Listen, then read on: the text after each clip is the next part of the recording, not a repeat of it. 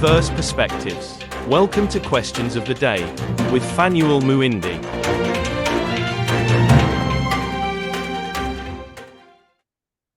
All right, welcome back to SciTV. I'm your host, Fanuel Muindi, and well. Today we are joined by Amanda Coletti. She's a graduate student in the Department of Communication at the University of Connecticut. The reason why she's here today is that she just published a brand new paper. We're talking about a couple days old. But of course, Amanda, you've been working on this, I'm sure, for quite some time. The paper is titled Examining Oral Communication Skills in Communication Training Programs for STEM Professionals, a Systematic Quantitative Literature Review. Now, Amanda, before you tell us about the paper, tell us a little bit about you and the work that you're doing, because you are heavily invested in looking at science communication more broadly. Tell us the kinds of questions you're asking and what has led you to this paper. Yeah, absolutely. So like you said, I'm a Ph.D. candidate at the University of Connecticut, and I study science communication, storytelling, and training program evaluation. So basically what I do is I design, deliver, and evaluate storytelling training programs for STEM professionals to help them become better storytellers and tell better stories about their research and their experiences in STEM. Wonderful. So in this paper, you looked at oral communication training programs, right? And you found, I believe, 16 studies. So tell us about that. What led up to you doing this work in the first place? Yeah, so it was in my second or third year in the grad program, and I was searching for and reading articles about how people are developing training programs and evaluating these types of science communication training programs. And, I would read some great reviews and book chapters that talk about the project. But when I would write my own literature reviews for projects or other papers, I started to see some trends that were happening and comparing these programs together and looking at how their outcomes were different across different studies. But I hadn't come across a paper that was like that. So when it came time to complete my qualifying exams in our program, we were assigned to conduct a systematic quantitative literature review, or QLR for short. So when it came time to do my qualifying exam, I thought this was the perfect topic that I wanted to do, because this was a paper that I wanted to read. So I was interested in looking at studies that conducted a science communication training program and evaluated it, and looking at comparisons across different programs. Yeah. So what were the key insights, if you will, earlier on from your work? Yeah. So I originally started to see, it seemed like most often there was kind of positive evaluations of science communication training programs, that they seemed to have a positive effect. But there was a large variety in the types of programs that were being offered, in the skills that they were suggesting that they could improve, the methods that they used in order to try to improve participants' skills. So in conducting this kind of quantitative literature review, it's basically a method that systematically analyzes the existing literature on a topic. So it's very similar to a meta-analysis that kind of quantifies characteristics in the literature, so we can make broader kind of generalizations about across studies about a topic. So it's kind of referred to as mapping a subdiscipline. Mm-hmm. So it's sort of looking at studies across different types of studies. Yeah, so, and now for some folks that are probably listening to it now, I'm just curious, for this paper, who was your target audience? Who did you want people to read this paper in the first place? Yeah, so I think originally my target audience was someone like myself, a student or a researcher who's interested in learning about kind of the broader trends in science communication research and how training programs are developed and how impacts are measured. But I feel also another key target audience is the practitioners themselves. So trainers, facilitators, teachers, people who want to design and evaluate these programs on their own.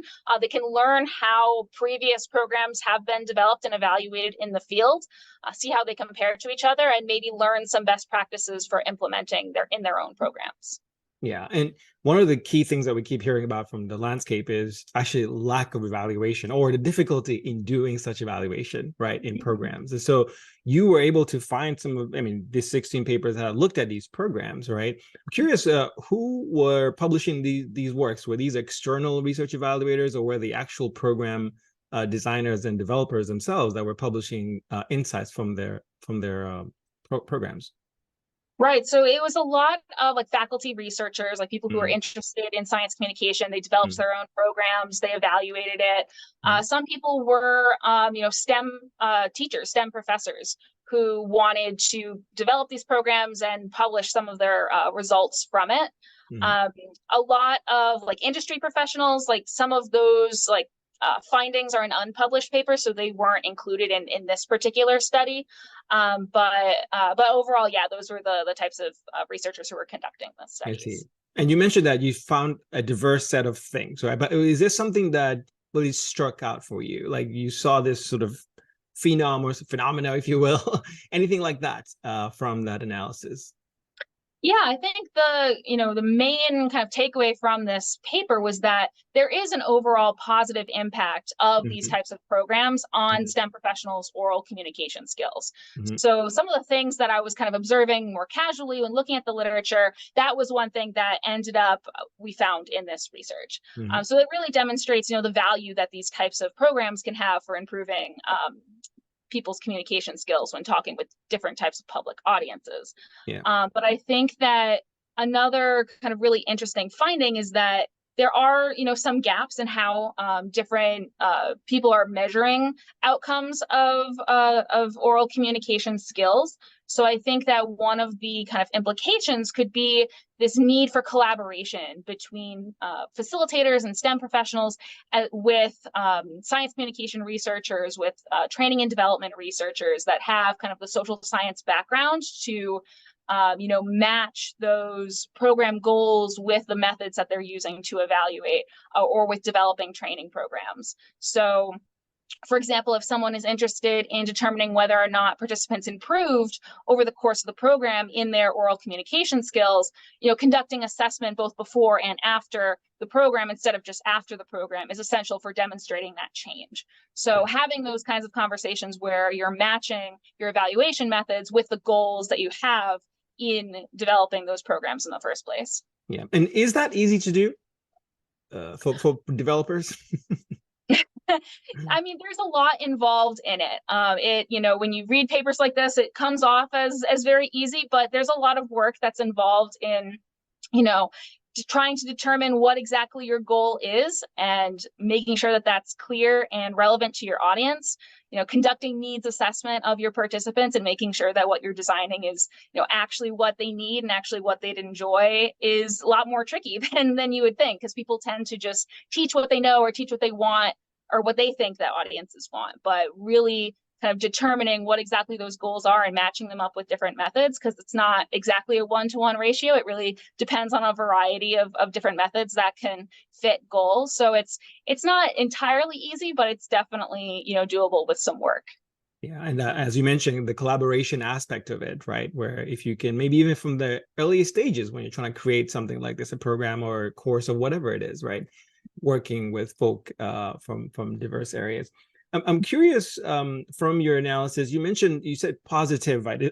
This training is having positive effect. Can you tell us, I want to push you a little bit there. What do you mean when you say positive, in a sense? Is it that the delta between the pre and post has gone up, 5 percentage points or something? Or what else are you referring to? Right. So I specifically use that word positive because there was a variety of ways that people did measure their communication outcomes. So some studies did do that pre-post where the communication skills improved. Some studies just looked at post evaluation only. So it was like a more positive evaluation of what they experienced. Yeah. So I use that word sort of specifically in the case that it's not always consistent in between the studies, because this is a new field. People, are just starting to learn really how to evaluate these kinds of studies and these kinds of programs. So it was a variety of different types of measurements. So some of them were pre-post, that delta change score. Others were post evaluations that were more positive in general, that showed reflections of people enjoying the program and thinking that their own skills had improved. Yeah, and I think ultimately for these programs, they have to attribute it back to their own goals, right? What were they actually trying to do? And measuring that change. I assume the challenge for you, given the diversity of the approaches here, I mean, the task was probably not easy for you, right? To try and compare and contrast, well, because it could be apples and oranges. at Right. times, right? And so maybe that could be one of the things for a reader. Like, what would you tell a potential reader of your paper? Like, why should they read this? Yeah. I think that this paper, gives a great sort of synthesis of a lot of the research that's happening in this field at the time. Like you said, I was able to find, a certain number of studies, looking at other types of quantitative reviews and other types of meta-analyses. The number is, smaller than bigger meta-analyses tend to, look at. But I think that this is a great sort of preliminary synthesis of what people are doing in the field and how they're designing programs and how they're evaluating these impacts, which I thought was missing in the field when I was looking for these types of papers. So I think that people could get, some great, synthesis of what's going on, as well as learning a bit of, if they want to design a training program, what factors should they consider? What methods could they consider when thinking about their own goals? So from both a research interest perspective as well as a practical perspective, I hope that people can get lots of benefit from it. Yeah, and then also when we talk about impact, right, there's short-term impact, right, and long-term impact. I'm assuming these programs came in different lengths of period of time when did their analysis. Was it mostly in the short term, kind of immediately after, or did you see some that did it like 1 or 2 or 3 years later to see if their change, the change stuck? Right. It was mostly short term. I think, the resources required to do longer term evaluations are definitely a lot more. And especially in getting people to respond to surveys, years down the line, it's a lot harder to do. But that's something to keep in mind, is that, sometimes those longer evaluation periods are interesting and necessary, but they're not really there yet. But one thing I did notice in terms of the duration was that most of these studies are moving away from the kind of one-off types of communication training programs in favor of the multi-session or multi-week types of training programs that really foster that kind of reinforced learning, and that skill development takes more than just a one-off type of workshop. Which is interesting because there are a lot of workshops, right, that are out there around science communication, and they're in that like couple hours, one week or so, and then you get another cluster around like main courses. So the university courses, the 3-month period, right, and then the fellowship kind of come in at the 12-month period, right. So everybody is coming at this from multiple angles, and the duration is interesting, right, because that also impacts the training itself, right, and what you're able to learn. Can you comment on that some more? Yeah. And I think that there's definitely value, in those as one-off training programs. I think especially for some STEM professionals who have never really thought about science communication before, or don't really know a lot about the field, those can be great opportunities for people to like learn about the field, maybe take home like 1 or 2 tips that they can kind of use and implement. But when it comes to more in-depth skill development, that's where some of these multi-session or longer training programs can really help, where people can practice what they're learning, people can get feedback, they can, figure out what went right or what went wrong and implement changes in improving going forward. So it's good to see that in these studies that they were moving towards evaluating those multi-session types of programs. Yeah, and it's actually important that you're saying these studies, because I think the landscape of actual training programs out there, initiatives, so we call initiatives, if you will, right? You found 16, and there's so many more, right, that are not being evaluated, or at least the data is not being shared publicly, right? So what's the hope for the future here in this area? What do you want to see more of, like in terms of the research questions and work? Yeah. So I'd love to, like I said, see more, collaboration between STEM professionals and communication researchers to help match their evaluation measures to their goals. But, some of this, need for maybe using multiple different types of methodological approaches. So incorporating both quantitative and qualitative research, incorporating validated measures into your evaluation practices so that you can make broader generalizations statistically to the broader field of knowledge. But going back to the quantitative and qualitative, a lot of times some studies will measure just quantitative.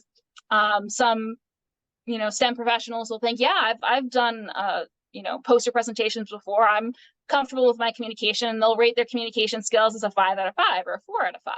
And then they go through the program and they learn a little bit more about communication, and then they, realize how much they've grown, and they're like, yeah, 4 out of 5, 5 out of 5, or they'll rate it as like a 3 out of 5 because they realize how much more they still have to learn about communication. So from a statistics standpoint, right, it looks like there's no change or maybe a decrease, which doesn't look great.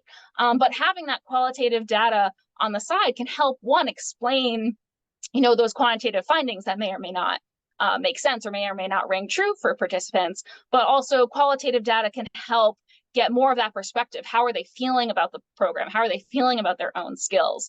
That's helpful to reveal certain things to trainers that they might not have known before about their audience. Yeah. And so just going back to my question as well, just to dig a little bit deeper, in terms of the questions that researchers like yourselves are now curious about asking at this juncture, right? I think there's more work coming out looking at training, right, very explicitly, right? We had that study by Anthony Dudo, for example, that looked at the fellowship programs, right, and talking to the program directors, and funding and all these other things came up, recruitment and diversity, right, being challenges. But what are the sort of the newest questions now that are sort of burning for researchers like yourself who are looking at this landscape? Yeah, I think one of it's kind of a classic question, but I think it still applies, is that we want to know whether the training is effective, like whether it works. I think that is still the broadest and most important question, because one, we want to be able to help our audience. We want to be able to help our participants in improving those skills. We also want to make sure that, if these programs do work, that we can demonstrate that through data, through evaluation, so that we can show others and potentially get funding for more programs like this and be able to host more programs like this. But also look at, variations in how we present material, the types of material we present, the types of strategies that we use to help STEM professionals learn communication skills, and the different types of approaches, and how different approaches can be more or less effective in teaching these types of skills. So I think that there's definitely still a lot to learn and to uncover about how we're running and evaluating training programs, but this is a sort of initial kind of look at what's happening in the field as of now. Wonderful. We can talk all day long, and we need to have you back because I know you're on fire, publishing papers left and right. So the paper is out now, examining oral communication skills in communication training programs for STEM professionals, the systematic quantitative literature review. Amanda, thank you so much. Thank you so much for having me. This has been great.